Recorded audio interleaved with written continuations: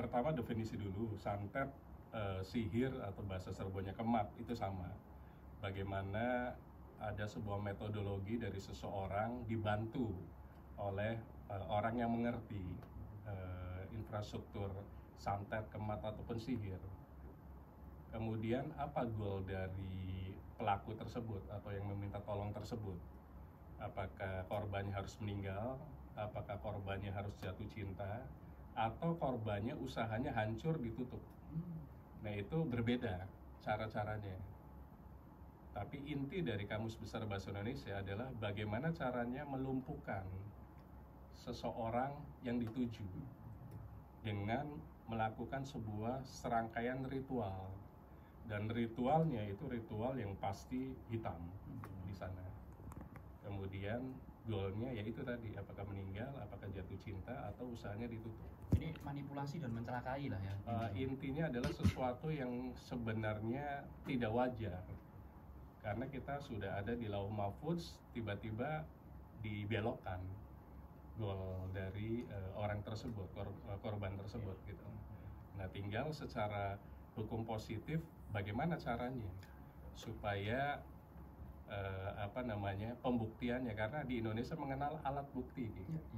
Alat bukti sesuai KUHP kita itu ada beberapa. Pertama, alat bukti yang kita sebut dokumen.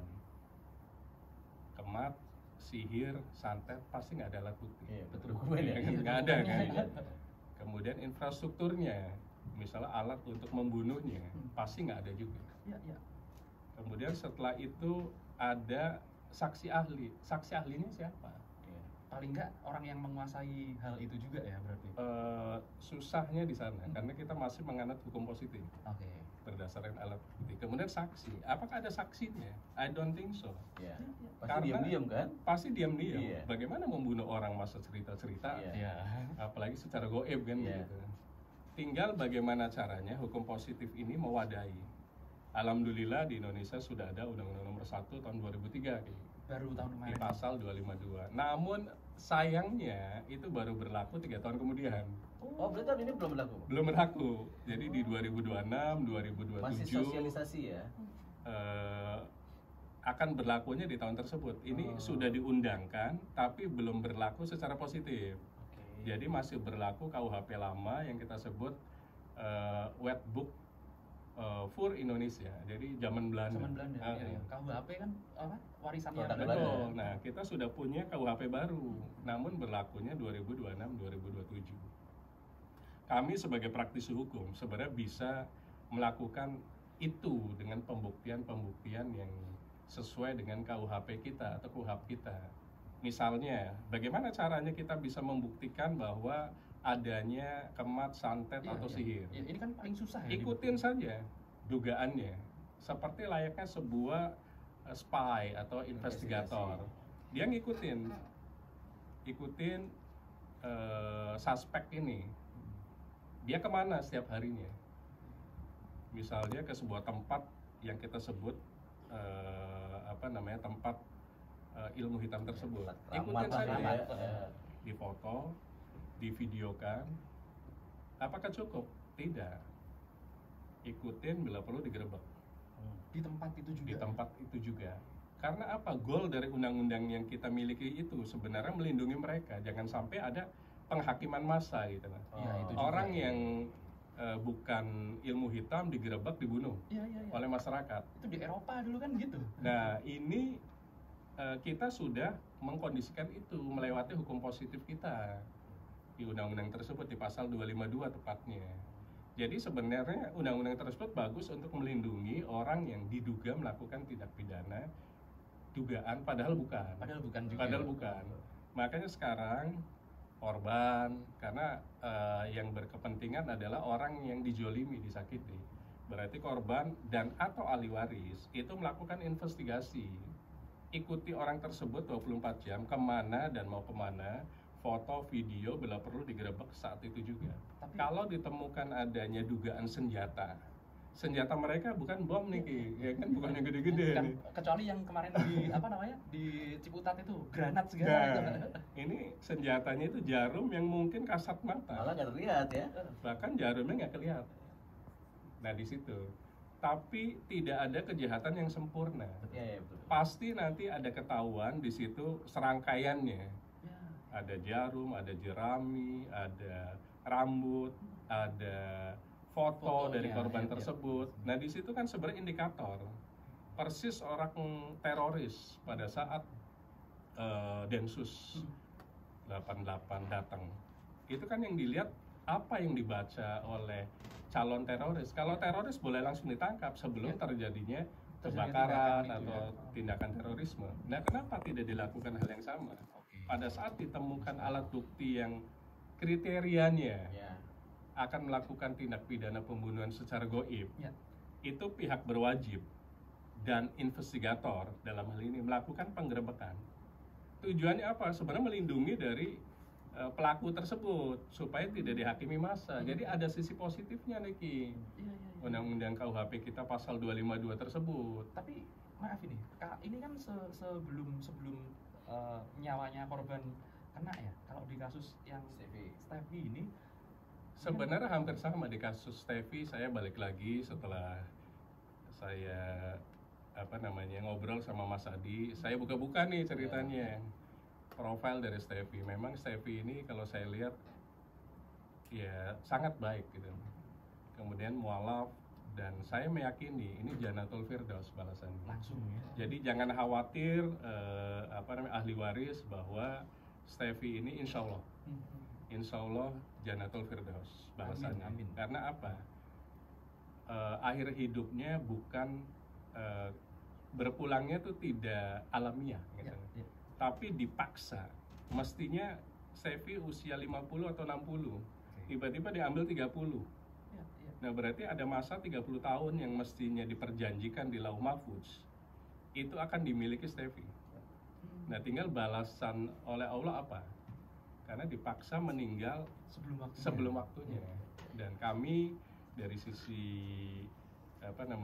ya empiris lah, kita di Cirebon juga melihat hal-hal yang sifatnya itu. Steffi ini insya Allah Jannatul Firdaus balasannya. Bang, saya potong dikit Bang. Berarti Bang Firman meyakini bahwa meninggalnya Steffi, kematian Steffi bukan hal yang wajar. Mungkin karena tadi serangan itu tadi. Karena kan di medsos itu kan sempat beredar rame banget tuh. Malah sudah merujuk ke satu nama ya, sudah merujuk ke si A gitu kan. Bahkan sebelum meninggal sendiri si Steffi juga bilang bahwa sedang ada masalah dengan Yang nyata si ini gitu.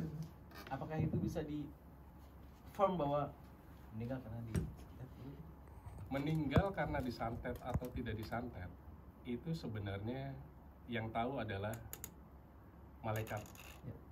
Sebenarnya kita hanya bisa menduga. Dugaan-dugaan itu nanti harus dijadikan rangkaian alat bukti, mulai dari chattingan, mulai dari sosmed. Itu kan rangkaian alat bukti sebenarnya. Tinggal mau nggak ahli waris tersebut menindaklanjuti alat bukti. Memang kita tidak boleh menuduh, karena Indonesia masih menganut hukum positif, bukan pembuktian terbalik nih Ki. Jadi hukum positif itu harus ada, semuanya itu dianggap baik dulu. Semua orang itu dianggap tidak bersalah. persis yang kayak Presumption of innocent. Jadi semuanya dianggap benar dulu. Tinggal kita harus mengumpulkan alat bukti. Tadi alat bukti yang saya bilang tadi, dokumen sudah ada, chattingan di sosmed sudah ada, status sudah ada. Nah, ditindaklanjuti dengan saksi dan saksi ahli sebenarnya. Tentunya ada petunjuk. Petunjuknya apa? Investigasi tadi. Jadi ikutin dugaan. Suspeknya katakanlah si A. Katakanlah. Ikuti saja dulu. Kita masih anggap semuanya positif dulu. Ikutin 24 jam, mungkin seminggu, 2 minggu, baru ketahuan tuh nanti alurnya tuh. Dari petunjuk ketahuan. Oh ternyata karena saya baca di sosmednya itu dokter pun tidak tahu itu penyakitnya apa. Memang nggak Nah dari sana kan jelas. 25 dokter ya? 25 dokter. Artinya apa? Opini dari medis itu tidak bisa menyentuh yang namanya dunia goib. Dia belajarnya adalah belajar medis, medical bukan barat belajar pun. spiritual. Jadi tidak ada hukum kesehatan yang merujuk langsung ke herbal, termasuk spiritual. Nggak ada itu. Itu nggak ada. Jadi kalau memang dugaannya ke sana, kecuali misalnya ahli waris mengatakan saya ikhlas dan ridho, cash close. selesai sudah. Artinya apa? Itu adalah ahli waris yang kita acungi jempol. Ya. Karena apa? Dia menerima apapun kondisinya, kondisi dari istrinya, itu berarti cash close. Ya, Namun sayang, kemarin saya sempat bilang, nih, apa namanya? Kemarin saya sempat bilang, ini kalau nggak terima kisos ini nyawa kan masalahnya. Itu sebenarnya apa namanya? Berarti benar kalau dibilang ikhlas, masalah hukumnya selesai, masalah ininya juga selesai. Masalah kliniknya selesai. Masalah kliniknya. permasalahannya begini, kalau orang tersebut yang kita sebut dugaan atau suspeknya diam, aman juga. Tapi kalau dia pun bergerak, Benar-benar. ahli warisnya pun hilang semua gimana? Iya, benar-benar. Kenapa Ini nggak ahli yang warisnya kita nggak pikirin melakukan tuh. tindakan Iya. proaktif? Iya. Sayang gitu loh maksudnya. Kenapa diserang tidak menyerang? Betul. Bukan menyerang dalam artian dengan hitam juga. Iya. Hitam ada penawaran namanya putih. Orang pintar yang memang nuansanya hitam, ada orang pintar yang nuansanya putih. Semuanya itu sudah diciptakan Allah untuk keharmonisan di dunia. Betul. Ada setan, ada malaikat. Nggak mungkin malaikat semuanya, nanti Iya. masuk surga semuanya. Nanti Iya nggak kan? jadi dunia sudah. Nggak bisa jadi dunia, keseimbangan itu. Semuanya berpasang-pasangan. Ada siang, ini malam nih. Sebentar lagi akan siang. Iya. Ada sehat, ada sakit. Iya. Ada kaya, crazy rich, ada yang sangat crazy. Kira-kira gitu ya. Ngenes ya. Ngenes. Begitu juga ada laki-laki dan perempuan. Iya. Nah di dunia itu saling berpasang-pasangan di sana. Tidak indah lihat sebuah taman mawar semua. Betul. Perlu juga ada kaktus. Ada kaktusnya. Perlu juga ada yang warna-warna lain, anggrek dan lain-lain. Itu kan keindahan. Ini ahli hukum top banget, filsafat dan spiritualnya loh, keren. Nah, Bang Firman, bagaimana Bang Firman melihat kasus meninggalnya Stevie ini? Maksudnya gini, apa yang sebaiknya keluarga sikapi konkret langsung terhadap kabar yang beredar bahwa Stevie sebelum meninggal pernah menyebut si A, si B, si C, atau seperti tadi Bang Firman kita ikutin day by day atau kita ketemu, ngerinya kan tadi kita nggak sempat terpikir kayak Nggak bahwa kepikiran. kalau yang sana bergerak habis Iya. nih bisa semua nih. Semuanya Nah, habis. gitu. Resikonya ini kayak pisau bermata dua gitu loh. Ada beberapa pilihan sih. Pertama kan sudah menyebut nama. Ya. Kalau masih hidup, si pelaku akan melakukan upaya hukum namanya pencemaran nama baik. Betul. Laporan polisi. Karena ini pidana, udah selesai orangnya. Nah, apakah dia akan melakukan itu kepada ahli warisnya? Bila ahli warisnya masuk pasal turut serta 55. Artinya apa? Pelaku ini itu tidak cukup hanya untuk menghabisi korban. Korbannya doang. Bisa jadi ada korban lain. Apakah akan disangkutkan dengan hukum positif atau disangkutkan dengan menambahkan korban berikutnya kepada orang yang hitam tadi? Makanya saya bilang tadi, sayang kalau mendiamkan. Pasrah boleh, tapi ikhtiar itu lebih utama. Lah, yang bener ikhtiar sih kalau menurut gue. Ikhtiar lebih utama, tinggal mau atau tidak si ahli waris ini. Karena apa? Ada anak Ya, dari ya. Stevie yang masih kecil. Ya. Biasanya orang yang melakukan itu akan melihat 7 turunan harus habis. Waduh. Iya. Ngeri emang. Makanya harus di stop mulai dari sekarang.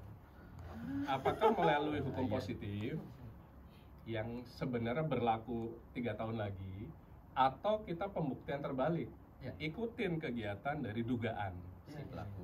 supaya hukum positifnya dapat. Jadi ada alat bukti saksi, alat bukti dokumen, alat bukti foto, video bahwa si pelaku ini datang ke tempat itu. Dukun atau kita sebut orang yang mengerti hitam itu nggak mungkin memiliki organisasi. Ya. Terselubung pasti. Ngumpet pasti. Mereka sendiri-sendiri. Iya. Jadi nggak mungkin kerjasama dan mereka nggak saling mengenal. Makanya diikutin di situ. Bisa jadi masuk ke beberapa orang atau mungkin satu orang. Nah disitulah fungsi hukum positif masuk dalam bentuk investigasi. Capek. Pasti Lihat di capek. film-film gitu. Iya. 24 jam ngikutin, tidur di mobil. Nah itu kira-kira. Agak serem juga ya Bang Firman bilang kalau ada kemungkinan bisa jadi 7 turunan. Iya. Ya kan?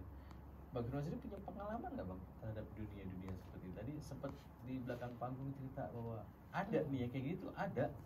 Saya terus terang ada pengalaman empiris karena kebetulan asli saya Cirebon. Cirebon. Jadi dari kecil saya sudah mengerti, terutama korban. Oh. Saya belum pernah sebagai pelaku. Jangan amit-amit lah. Belum pernah dan Ada tidak akan niat pernah. Ya. Belum pernah dan tidak akan pernah kan. Iya, gitu. iya. Jadi rumah saya di Cirebon khususnya itu kalau malam jam 12 sampai jam 3 itu bunyi di genteng itu tang tang tang tang, habis Oke. itu cahaya. Memang itu nyerang. Nyerang siapa? Nyerang orang tua saya. Dan itu orang tua saya ikhlas ridho tapi tetap ikhtiar datang juga ke yang putih Ya, untuk membentengi. untuk membentengi. Seperti itu. Supaya apa? Kita tidak konyol, dalam artian mati konyol gara-gara sihir tadi gitu loh. Nah di situ. Kemudian kami juga di rumah sering diserang juga.